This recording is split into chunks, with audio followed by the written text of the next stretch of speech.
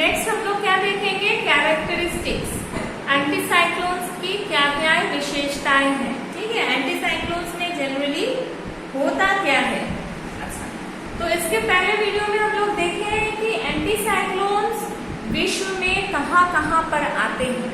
दो जगहों पर आते हैं, एक उपोष्ण भागों में और दूसरा ध्रुवीय भागों में। ठीक है, भूमध्य रेखाओं में इनका अभाव रहता है, नहीं मिलते हैं ये। ठीक है, अच्छा, तो एंटीसाइक्लोन्स में क्या होती है कि साइक्लोन का उल्टा, हमेशा दिमाग में रखना है साइक्लोन का उल्टा। तो साइक्लोन में क्या था कि उत्तरी गोलार्ध में चक्रवात घड़ी की सुई की विपरीत दिशा में घूमती है, एंटी क्लॉकवाइज घूमती है। तो एंटीसाइक्लोन में क्या होगा, उत्तरी गोलार्ध में प्रति चक्रवात घड़ी की सुई की दिशा में घूमती है। ठीक है, और दक्षिणी गोलार्ध में घड़ी की सुई की विपरीत दिशा में घूमती है। ठीक साइक्लोन का उल्टा। साइक्लोन में क्या था कि उत्तरी गोलार्ध में एंटी क्लॉकवाइज घूमती है और दक्षिणी गोलार्ध में क्लॉकवाइज घूमती है। एंटी साइक्लोन में उल्टा हो जाएगा, उत्तरी गोलार्ध में क्लॉकवाइज घूमती है और दक्षिणी गोलार्ध में एंटी क्लॉकवाइज घूमती है। ठीक है, ये सारा चीज थोड़ा दिमाग में रखना है। अच्छा, ये होगी, ये भी एक विशेषता में आई। फिर क्या है, ये जनरली राउंड होते हैं, गोलाकार होते हैं, कभी कभी वी आकार के भी हो सकते हैं, sometimes V shape. Second point है एचपी एट द सेंटर, माने बीच में हाई प्रेशर होता है। तीसरा है वेरी लार्ज इन डायमीटर, ये काफी बड़े बड़े होते हैं और इतने बड़े होते हैं कि जो आपके जो ट्रॉपिकल साइक्लोन्स होते हैं, ठीक है, या ट्रॉपिकल नहीं, जो साइक्लोन्स होते हैं उनका व्यास के लगभग 75% तक बड़े होते हैं। ठीक है, एक साइक्लोन का व्यास कितना होता है, 300 किलोमीटर, 400 किलोमीटर मान लो कि मैक्सिमम। तो ट्रॉपिकल साइक्लोन्स जो है माने मिनिमम 1000 किलोमीटर डायमीटर के, सॉरी, एंटीसाइक्लोन्स जो है मिनिमम 1000 किलोमीटर डायमीटर के होंगे ही होंगे, काफी बड़े बड़े होते हैं।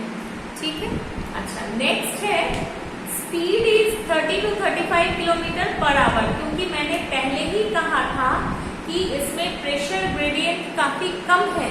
ये भी एक विशेषता में आएगी कि प्रेशर ग्रेडियंट काफी कम है। मैंने छठा पॉइंट में लिखा है the difference between the isobars of centre and boundary is generally 10 MB, 10 millibar, sometimes it is 30 to 35 millibar. इसका मतलब कि बीच की जो समदाब रेखाएं हैं और परिधि की, मतलब बाउंड्री की जो समदाब रेखाएं हैं, उनमें जनरली 10 का अंतर है या कभी कभी 30 से 35 मिलीबार का भी अंतर है। इसका मतलब क्या है, हवा का जो दबाव है, प्रेशर है, दाब प्रवणता जो है वो काफी कम है। और दाब प्रवणता कम होने से क्या होता है, देखिए चौथा पॉइंट में क्या था, स्पीड जो है काफी कम है, 30 से 35 किलोमीटर ही सिर्फ स्पीड है। ठीक है, मतलब हवाएं जो है धीरे धीरे चलती है, खुशनुमा मौसम रहता है। हाँ, अच्छा, फिर its direction and path is uncertain, कहना बहुत मुश्किल होता है कि एंटीसाइक्लोन कब किस दिशा में चलेगी। डिसेंडिंग एयर है, हवा नीचे की ओर आती है। कहाँ हमने देखा, जब हम लोग इसके पहले वीडियो में जब डिस्कस कर रहे थे, उपोष्ण भागों में और ध्रुवीय भागों में भी हवाएं क्या होती हैं, जमीन की ओर आके बैठने लगती हैं। ठीक है, तो डिसेंडिंग एयर होता है और इससे ही क्या होता है, प्रेशर ज्यादा हो जाता है, भारी हो जाता है। रेनफॉल नहीं होता है, कभी कभी हल्की फुल्की बारिश होती है। कब होती है हल्की फुल्की बारिश, जब मान लीजिए कि यहाँ से हवा चली और यहाँ से हवा चलने के बाद हवाएं इधर आ रही हैं, इधर आने के क्रम में ये समुद्र को क्रॉस कर रही है। समुद्र को क्रॉस करके जब वो भूमि के ऊपर से गुजरती है तो समुद्र से कुछ नमी ले लेती है और भूमि के ऊपर बारिश करती है।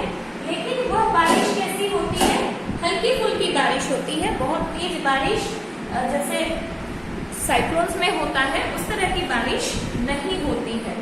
ठीक है, जनरली हवा शुष्क रहती है। ठीक है, और यहाँ पे कोई भी वातावरण का निर्माण नहीं होता है। तो यह मोटा मोटी हो गया प्रति चक्रवात की विशेषताएं। अब प्रति चक्रवात में एयर सर्कुलेशन मतलब वायु प्रणाली कैसी होती है। तो प्रति चक्रवात में क्या है, दाब प्रवणता बहुत क्षीण है, यानी बहुत कम रहता है, इसलिए वायु प्रणाली का पूर्ण विकास नहीं हो पाता है।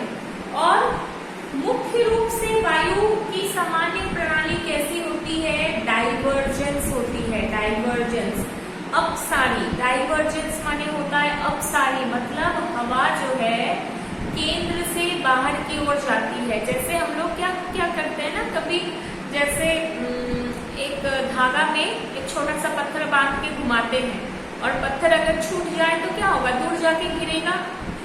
इसमें भी इसी तरह से माने केंद्र से दूर की ओर हवा भागती है, उसको हम लोग अपसारी या डाइवर्जेंस कहते हैं। माने winds are moving away from the center towards the boundary। Okay, अच्छा, और क्या होता है, जो प्रति चक्रवातें पूर्व की ओर से आती हैं, पूर्व की ओर से बह के आती हैं, उनके अग्रभाग में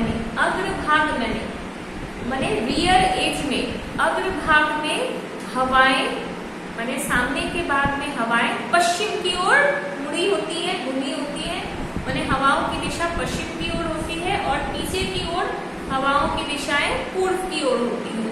ठीक है, इसमें कंफ्यूज नहीं करना है, मतलब हवाओं की दिशा हमेशा उसके पूंछ से जानते हैं। ठीक है, अगर मैं यहाँ पर एक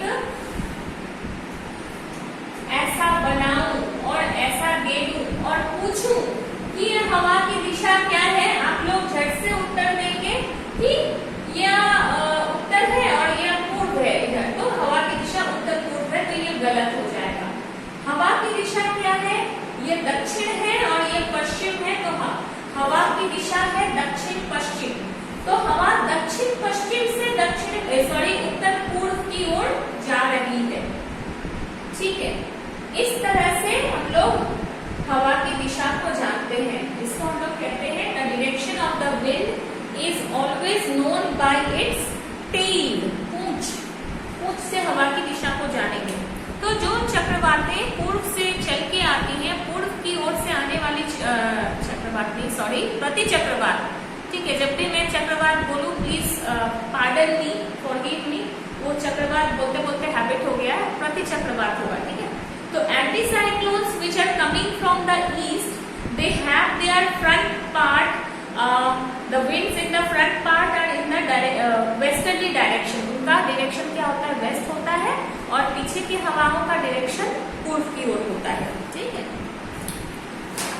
प्रति चक्रवातों का आकार कैसा होता है, शेप ऑफ द एंटीसाइक्लोन कैसा होता है, जनरली ये गोलाकार या वेज आकार का यानी वी शेप आकार के होते हैं और काफी बड़े बड़े होते हैं।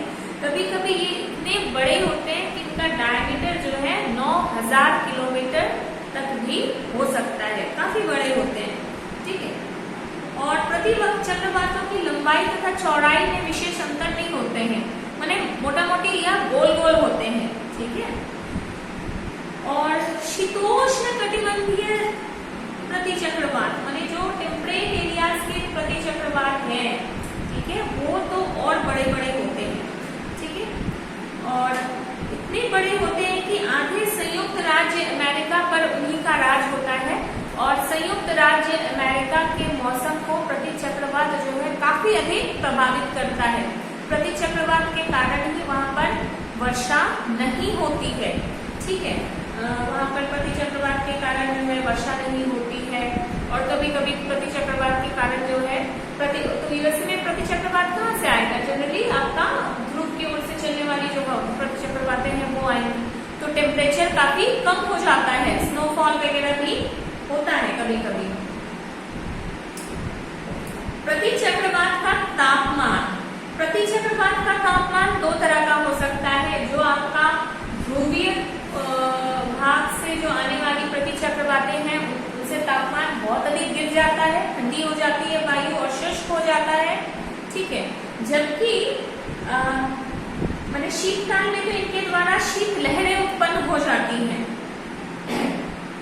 लेकिन जब एक शीतल चक्रवातों का आगमन ग्रीष्म काल में होता है, गर्मी के मौसम में होता है, तो मौसम सुहावना हो जाता है कि गर्मी के मौसम में अचानक से ठंडी हवा चल रही है, हाँ बारिश भी नहीं हो रहा है, अच्छा लगता है। लेकिन अगर उपोष्ण वाली चक्रवातें चलती हैं तो उससे क्या होता है, हवा और अधिक गर्म हो जाता है और कभी कभी तो इतना गर्म हो जाता है कि लगता है कि गर्म लहरें चल रही हैं। अच्छा, अब प्रति चक्रवात और वर्षा का मौसम, ये थोड़ा सा एक्सप्लेनेटरी है, इसको थोड़ा अच्छा से समझना पड़ेगा, ठीक है। तो इसको हम लोग नेक्स्ट वीडियो में समझते हैं।